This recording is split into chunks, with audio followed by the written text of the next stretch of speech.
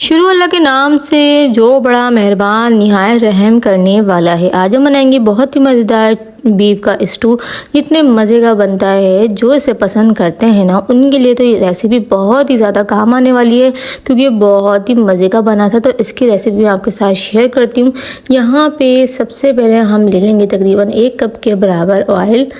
और अगर आपने अभी तक मेरा चैनल सब्सक्राइब नहीं किया है तो प्लीज़ मेरे चैनल को सब्सक्राइब कर दें, बेल आइकन के बटन को प्रेस कर दें ताकि आने वाली तमाम वीडियोस आप तक पहुंच सके। और यहाँ पे तकरीबन मैंने 3 बड़ी प्याज जो है ना वो बारीक बारीक काट कर इसके अंदर शामिल कर दी है। इसको हम अच्छे से फ्राई कर लेंगे गोल्डन ब्राउन होने तक।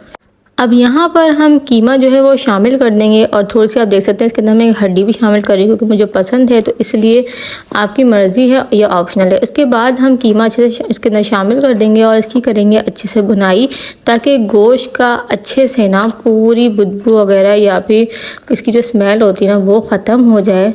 अब यहाँ पर मैं थोड़ा सा ना अदरक लहसुन का पेस्ट जो है वो शामिल कर रही हूँ। इसके बाद हम करेंगे गोश्त की अच्छे से भुनाई, और यहाँ पे कम डालूंगी अदरक लहसुन। उसकी क्या वजह है मैं आगे चल के आपको बताऊंगी। इसको हम अच्छे से भूनेंगे ताकि गोश्त की अच्छे से स्मेल निकल जाए। अदरक लहसुन की बहुत मज़े की खुशबू होती है, तो मैं अदरक लहसुन हमेशा अपने खानों में ज़्यादा ही शामिल करती हूँ।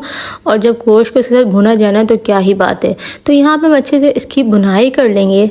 उसके बाद ना यहाँ पे हम थोड़े से खड़े मसाले शामिल कर देंगे, जैसे कि यहाँ पे जो है ना 2 तेज़पत्ता है, 2 लौंग हैं, इसके अलावा 5 से 6 अदद जो काली मिर्चें हैं। यहाँ पे अदरक कटी हुई डाल दी है, 6 अदद मैंने लाल वाली जो गोल वाली मिर्च होती है ना वो शामिल कर दी हैं। उसके अलावा दालचीनी का टुकड़ा शामिल कर दिया। उसके बाद तमाम चीज़ों को इसके शामिल करने के बाद अच्छे से इसकी फिर से भुनाई करेंगे। यहाँ पर मैं ले रही हूँ कुटा भुना हुआ ज़ीरा और ये जो है ना मैं अपने घर में हमेशा भून के पीस के रख लेती हूँ, क्योंकि मुझे बहुत आसानी रहती है इस तरीके से। इसको भी हम इसके अंदर शामिल कर देंगे और अच्छे से करेंगे इसकी फिर से भुनाई। और जितना खाना अच्छे से भुना जाएगा ना उतना अच्छा बनता है। तो यहाँ पर हम नमक शामिल कर देंगे 1 टेबल स्पून, 1/2 टेबल स्पून जो है धनिया पाउडर शामिल कर देंगे। उसके अलावा यहाँ पे हम थोड़ी सी हल्दी शामिल कर देंगे। और इन तमाम मसालों को शामिल करने के बाद इसकी करेंगे हम अच्छे से भुनाई। जितनी खाने की अच्छे से भुनाई होगी इतने मज़े का बनता है। मैं बार बार कह रही हूँ आप खाने को अच्छे से भुना करें, ख़ासतौर पर गोश्त को। अब इसकी अच्छे से हम भुनाई कर देंगे। आप मेरी वीडियो में यहाँ तक आ गए हैं, इसका मतलब ये है कि आपको वीडियो अच्छी लग रही है, तो प्लीज़ मेरे चैनल को सब्सक्राइब कर दें, बेल आइकन के बटन को प्रेस कर दें ताकि आने वाली तमाम वीडियोस आप तक पहुँच सकें। आप हमें कमेंट किया करें, इससे हमारी हौसला अफजाई होती है। और अब जो है यहाँ पे अच्छे से हम उसकी भुनाई कर चुके हैं। आप देख सकते हैं कितना मैंने गोश्त को भुना है। उसके बाद यहाँ पे हम थोड़ा सा पानी इसके अंदर शामिल कर देंगे। पानी बहुत नहीं शामिल कर देंगे, इतना शामिल करेंगे कि बस हमारा गोश्त जो है ना इसके अंदर भीग जाए। अब यहाँ पे हम पानी शामिल करने के बाद अच्छे से मसालों को आपस में फिर से मिक्स कर देंगे, और उसके बाद इसको हम ढककर रख देंगे। लेकिन यहाँ थोड़ा पानी कम लग रहा था तो मैंने थोड़ा सा पानी और शामिल कर दिया है। उसके बाद अब मैं इसको ढककर रख दूँगी तेज़ आँच पर। जैसी तेज़ आँच आएगी उसके बाद मैं बिल्कुल लो फ्लेम पर इसको गलने दूँगी। अब यहाँ पर तकरीबन 45 मिनट्स हो चुके हैं और गोश्त जो है ना बिल्कुल गल चुका है, बिल्कुल टेंडर हो चुका है। तो हम इसको थोड़ा सा आपस में मिक्स करने के बाद ना चेक भी कर लेते हैं कि देख सकते हैं कि बिल्कुल जो है ना वो गोश्त हमारा गल चुका है, यानी कि कीमा हमारा बिल्कुल गल चुका है।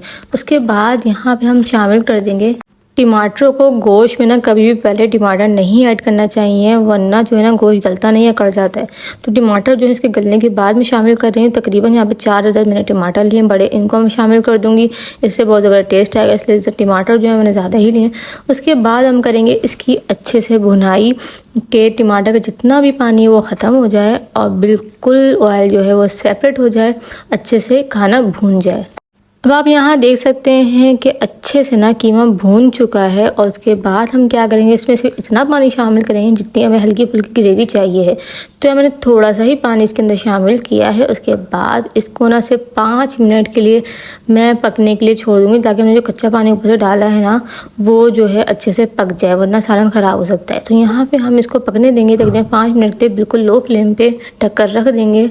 आप मुझे कमेंट करके बताएं कौन कौन सी रेसिपीज़ मैं आपके साथ शेयर करूँ। आप मेरे चैनल पर बिरयानी की रेसिपी, कीमे की रेसिपीज़, इसके अलावा चिकन की बहुत सारी रेसिपी, मैकरोनी है, और इसके अलावा बहुत सी रिफ्रेशमेंट वगैरह भी मैं बना कर डाले हुए हैं। बहुत सी रेसिपीज़ आपको मिल सकती हैं। आप मेरे चैनल को लाज़मी विजिट करें और बहुत सी हमें रेसिपीज़ से फ़ायदा उठाएँ। यहाँ पर जो है मैं थोड़ा सा धनिया शामिल कर दूंगी। इसकी खुशबू बहुत प्यारी होती है, बहुत मज़े की होती है। इस तरह आपका जो खाना है ना वो बड़े मज़े का बनता है। तो यहाँ हम थोड़ा धनिया शामिल करने के बाद इसको आपस में अच्छे से मिक्स कर देंगे। तो बहुत ही मज़ेदार, बहुत ही लजीज हमारा बीफ स्टू जो है बनकर रेडी हो चुका है। लाजमी शेयर करें अपने फ्रेंड्स के साथ, अपनी फैमिली के साथ, या फिर अपने रिलेटिव्स वगैरह के साथ भी इसको शेयर करें ताकि वो लोग भी बनाएं, मज़े से खाएं।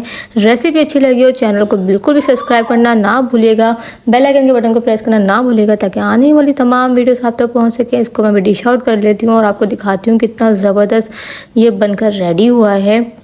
और खुशबू तो पूछे ही ना, कितने मज़े की खुशबू आ रही है, कितनी ज़बरदस्त खुशबू आ रही है। मोहल्ले वाले भी बोल रहे होंगे कि आज क्या बन गया है इनके घर में। तो आपने लाजमी रेसिपी को बनाना है और फिर मिलेंगे इंशाल्लाह ताला नेक्स्ट वीडियो में। जब तक के लिए मुझे दें इजाज़त। अल्लाह हाफ़िज़।